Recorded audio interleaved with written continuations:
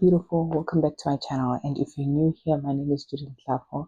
I make content on lifestyle, home, and beauty. And if that's your thing, please like, comment, and subscribe.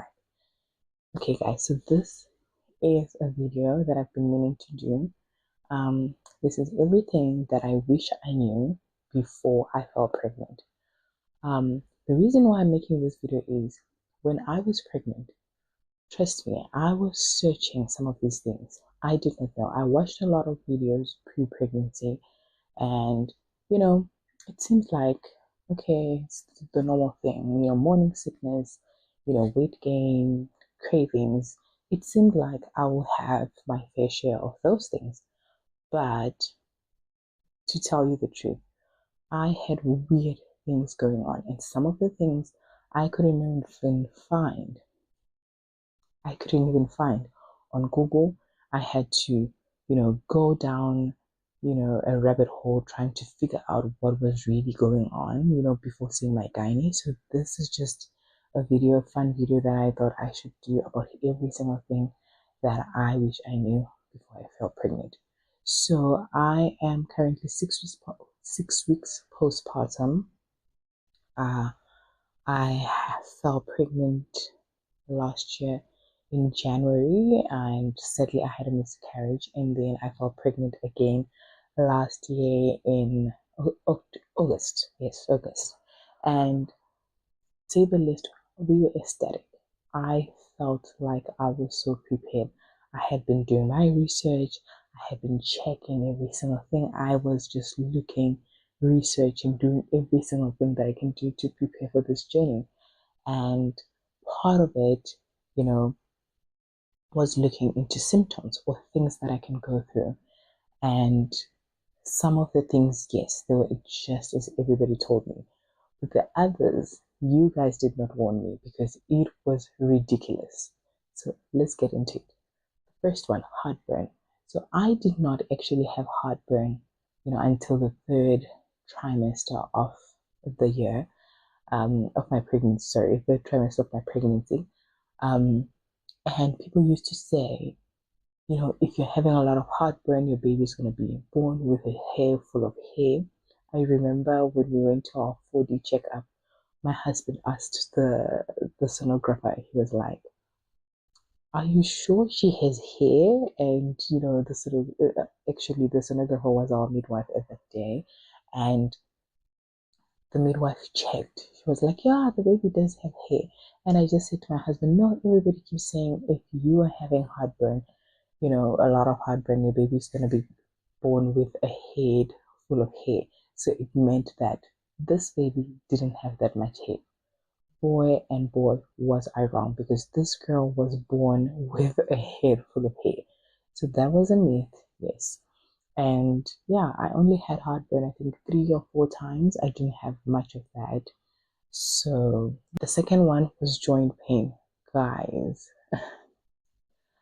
my knuckles were painful, my knees were painful, my hips were painful. You guys did not warn me about this. I remember going to the gynae thinking something was absolutely wrong. I remember going to the gynae and I told him, I was like, hey, something is really, really wrong because my knuckles are painful, my knees are painful. What is going on? And my gynae was like, remember you sharing the calcium? And I was like, no, you did not warn me about this. Nobody told me about this. This was something that was so uncomfortable because I remember if I would have to pick up something, and this was from the first trimester. If I had to pick up anything from the ground, this was a huge, huge struggle for me. So yeah, I wish you guys had warned me. I wish you guys had warned me. The third one, as if you guys cannot tell, hyperpigmentation, face, body, acne. Guys,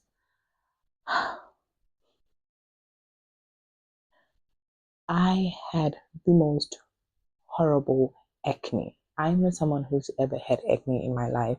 I did not struggle with acne when I was a teenager. I would just have, menstrual or hormonal pimples there and there, close to my period. That was all. I never had acne. And let me tell you, I got acne with the first pregnancy and the second pregnancy. So with the first pregnancy, I had it all over my chest and my back, and it did not fade away quick enough because when I had my second pregnancy, I still had it. It was just this horrible thing that really bothered me. And because it was something that I was not used to, and I was so upset, and with skincare, there is a little bit of a gray area on what I can use and what I cannot use when I'm pregnant.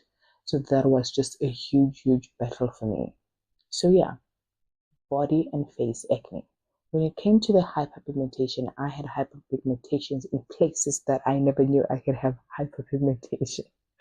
I had hyperpigmentation on my T-zone, my whole face changed. Changed. When I tell you it changed, I am not even joking. I will try to insert an image. So my whole face changed. I remember I had such bad hyperpigmentation. I had hyperpigmentation on my neck, on my face, on my armpits. I think I still have, on all over my body. I just on the bum, guys. It was crazy. It was really crazy. Um, and it was something that I never had experienced. I knew that, we usually say, oh, your neck is going to get darker. I knew that was going to happen, but I never expected anything else to get such hyperpigmentation. And on that note, you guys you promised me the glow. Where was the glow? Where was the glow that I was promised? Guys, I was Shrek from the first trimester till the third trimester. I never got my glow. I never had the plump skin. No, none of that. At least I had good nails and very strong and long hair, but that was all. No plump skin, no glowing skin, nothing. I was robbed, y'all. Another symptom that I experienced that I never expected, pelvic pain. I had horrible, horrible, horrible pelvic pain. I thought my pelvis was literally, you know, coming into two. It was really, really, really hard. It was so painful. I remember I would sit down, for about 30 minutes, and by the time I wake up, I would be having pelvic pain. Um, I remember telling my gynae this, associated with the joint pain, and he did say this was normal. I did not know this. I wish I did. People would say I should have done, pelvic exercises. I was not exercising, guys, during my pregnancy. I did not exercise, not even a day. Now, this is what people don't tell you when you fall pregnant after a miscarriage or after a loss, is you are so paranoid, like hyper paranoid, because you're like, oh, if I went for a walk, what if I could do something and I lose this pregnancy as well? And um, that was part of the reasons why I did not work out. The second, the biggest reason was I was exhausted. The amount of exhaustion that I felt, nothing can compare to that. I've never felt like that ever, ever. So I remember before I found out that I was pregnant, I started sleeping a lot.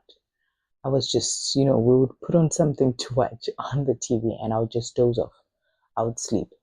And I remember I was doing actually a medical exam at work, and I was supposed to go to x-ray, and my husband and I had been suspecting. So I was like, you know what, before I go to x-ray, can you please check? And I went to x-ray and they checked me. Before I went to x-ray, the nurses there at work checked me. I was doing my medical surveillance. They checked me and the nurse was like, no, honey, you're not going to x-ray because you are pregnant. I was so excited. I was happy. I was with my friend. Oh, Mambo Pisekese. She's on YouTube. Check her out. And I was just so ecstatic. I was so, so happy. And we ended up not going to x-ray, obviously, because I was pregnant. And it just one thing led to another. I was just constantly tired. I remember my gynae would say, oh no, in the second trimester, it gets better. No, it did not get better. It did not get better. I was tired in the first, in the second, in the third trimester. I was so tired. It was so hard for me to function. I remember, I was just sitting at work and I felt like there's just a ton of bricks, all over my body. I was so exhausted. So yeah, nobody warned me that the exhaustion would be that bad. People would say, no, you'll be exhausted in the first trimester. And then in the second trimester, you have so much energy. You're beautiful. You're glowing.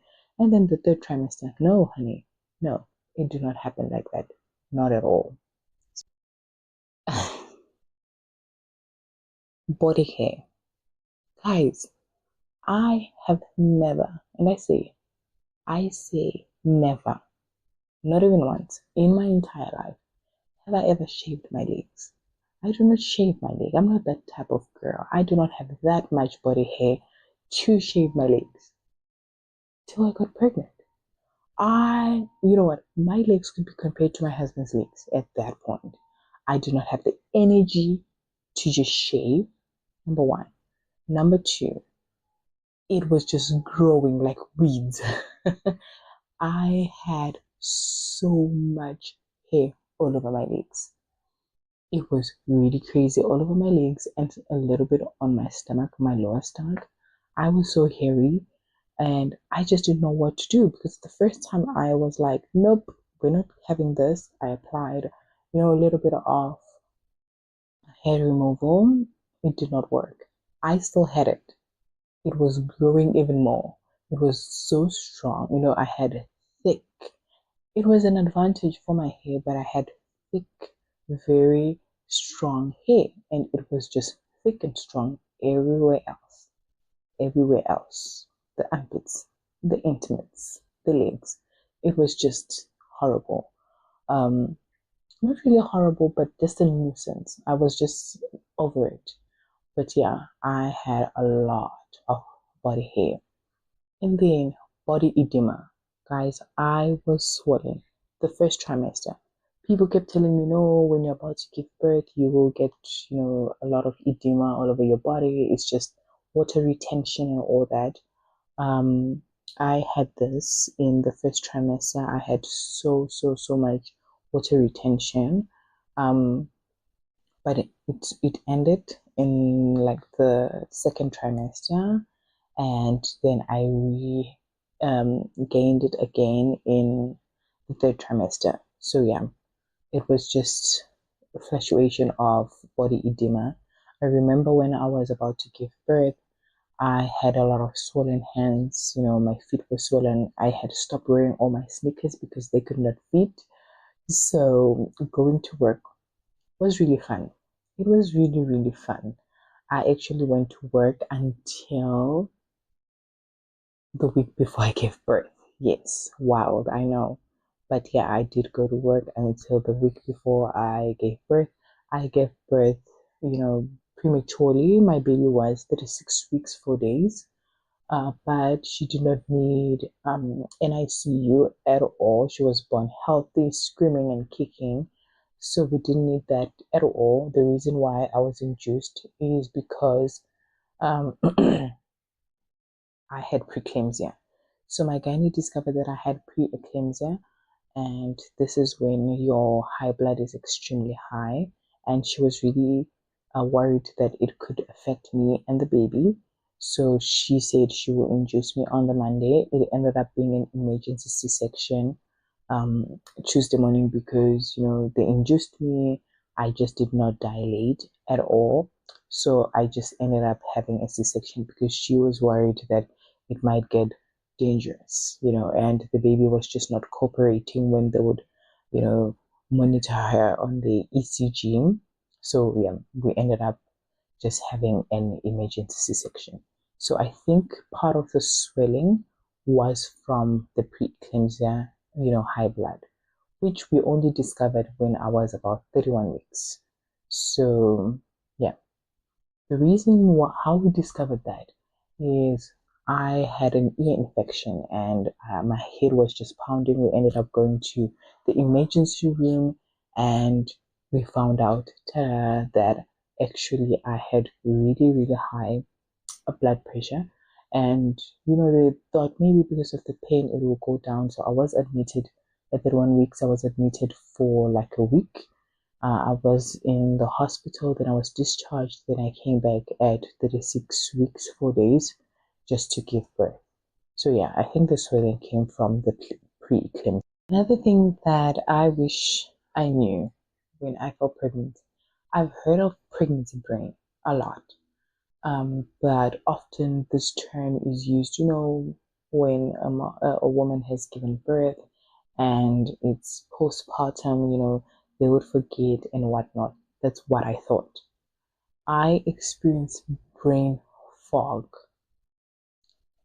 a large part of my pregnancy, and mostly from the late first trimester, early second trimester, till the end of the pregnancy. I was forgetting things. And I remember there was CPD points that I had to get for work. I remember writing one test about 3 times while pregnant and ended up being very, very, very emotional because I just kept forgetting. My brain was just not working. I felt extremely stupid. So, brain fog is something to look forward to. It's both crazy and hilarious. That's all I can say because I would forget my registration number for work and I had to sign that for every patient that I saw. So, yeah, that's fun. That's really fun. Luckily, I was just not an emotional wreck. I did not experience any morning sickness. That was the good part. I just did not have that at all. I was just, living the best life. I did not have a difficult pregnancy. You know, I had a very, very easy pregnancy. I was just sleeping. I was forgetting things. I had weird, weird symptoms. And speaking of weird symptoms, one of the most weirdest that I've ever experienced. I Googled, I went on TikTok, I went on Instagram, I was checking this. I felt like there was a hand in my cervix, either a hand or a foot, to the point that I thought my baby was breached. To that point, I really, really thought my baby was breached because why was I feeling like that? It felt like this something that was moving, and this was something that I spoke to my gynae, and she was like, "Nope, never heard of it." I googled. They were like, "No, probably your baby is breached, and the hand is just coming out." I was asking everybody, you know, have you ever experienced this? And everyone's answer was no. So this was one weird symptom that I had that was just something that I could not explain till to this day. What I was really, really feeling, it was so uncomfortable. It was not painful, but very uncomfortable. So yeah, let's move to pregnancy after loss. Guys, this nobody warns you about this. Okay, people do warn you, but I was not prepared. For me, I was not prepared for this. So I was pregnant in January of 2024. I had my miscarriage around 10 weeks. When we found out that we were pregnant, how we found out is my husband and I had just gotten married. This was the plan from the get-go that on, you know, 2024, I will get pregnant. We had been planning this for about 9 years of our relationship.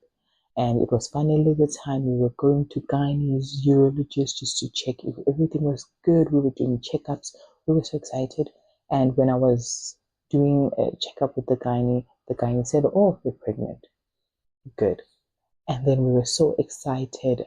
We were doing all the checkups and everything. Unfortunately, I had a horrible experience with the gynae, and I ended up also having a miscarriage, unfortunately, which is not related.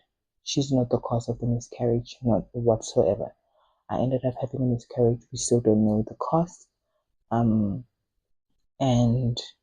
at that time, um, you go through this grieving process and all that. And then, you finally have the will to move on. We finally decided, okay, we should try again. And I ended up falling pregnant in August. And when I fell pregnant, guys, every time you go to the toilet, when you wipe, you check for blood. If your body, you start when you start feeling the heartbeat, when you start feeling the kicks, every single time my baby was silent, I would go into panic mode. It was really, really, a tiring time. It's not as easy. It is so exhausted. I feel like we are already a bit paranoid when we are pregnant, but pregnancy after a loss, the paranoia is just on another level. So that is something that I did not expect that I went through. But luckily, around second trimester, it starts going a little bit down. It depends obviously when in your pregnancy did you have your loss. For me, because it was 10 weeks when I entered the second trimester, when I heard my baby's heartbeat, the anxiety lessened a bit. So yeah. One thing that no one told me about, I will obsess over my baby. Oh my goodness, guys. You know what? My husband always says, you act like, you see this baby for the first time. I love being a mom so, so, so much. It is one of the greatest joys in my life. And, people would say, oh, you love your baby. Nobody told me I would obsess this much with this baby. I am so, so blessed, and I'm always feeling, a lot of gratitude when I look at my baby. So that is, let's talk about postpartum. So, as I told you, I had an emergency C-section, and I ended up having a baby. Obviously, there were things that we were not ready in terms of purchasing. But we quickly did that, right before I gave birth. We quickly got the important stuff that we would need immediately. And, the hospital stay was good. For me, I had to have a good hospital stay. I loved the staff, the food was good, and I was educated on postpartum care for myself. And also, I was told on how to take care of the baby. So, yes, that was good. And I know one thing that nobody told me about was how uncomfortable, breastfeeding can be, but very emotional. I am so, so attached to it, to the point that it broke my heart when we had to try to train the baby to take the bottle, although this is very important in my case because eventually I will have to go back to work. So, yes. Another thing that nobody told me about was how much I would panic. I panic every day. We are co-sleeping in the same room. The baby does not sleep with us on the bed, but she sleeps in her bassinet. Every time she makes a sound, I am just checking. Is she awake? Is she starving? What is happening? Is she trying to suffocate herself? Something. So it is just that panic mode. So much that, I panicked when she was about 8 days old. I panicked the baby was not feeding as I had expected. I panicked so much that we ended up in an emergency room because I wanted to check if she was okay. I somehow just measured her temperature wrong, and I was just in panic mode, and I felt as if you know my heart was leaving my body. So that is just all those things that you will go through. uh, Hopefully some you do not experience those things, but yeah, these are my experiences, everything that I went through. This is my pregnancy journey and all the weird and very familiar things that I went through during my pregnancy. So yeah, if you went through something very different, please comment down below. Tell me, what did you go through, girl? Tell us, educate us on all the things you went through. And yeah, that is all for today's video. I hope you enjoyed this video so much. So if you did, please like, comment, and subscribe. And I will see you on the next one. Bye.